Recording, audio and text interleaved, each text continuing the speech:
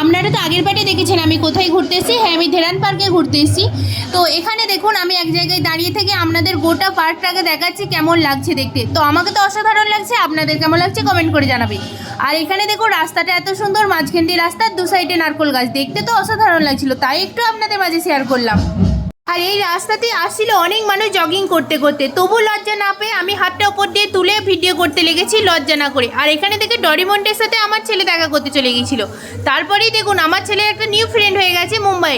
এই ফ্রেন্ডটার সাথে ভালোই খেলা করছিল আমার ছেলে, কিন্তু এই ফ্রেন্ডটা যখন চলে গিয়েছিল আমার ছেলে খুবই কান্না করছিল, মন খারাপ করে এক সাইডে দাঁড়িয়েছিল। জানেন, আমার ছেলের মনটা খারাপ দেখে আমারও মনটা খারাপ হয়েছিল। এলেই যখন বাবা কিছুক্ষণ থেকেই যেতে পারতিস। তাই আমি ছেলেকে বললাম মন খারাপ করার দরকার নেই বাবু, তুমি তালাবে এখন ফিস গোনো, কটা ফিস আছে। ওরও ওটা মন ভালো লাগলো না, তাই বলে প্লে গ্রাউন্ডে চলো। সার্কাস তো খেলা করছিল, আর কি করছিল নেক্সট ভিডিওতে আনছি।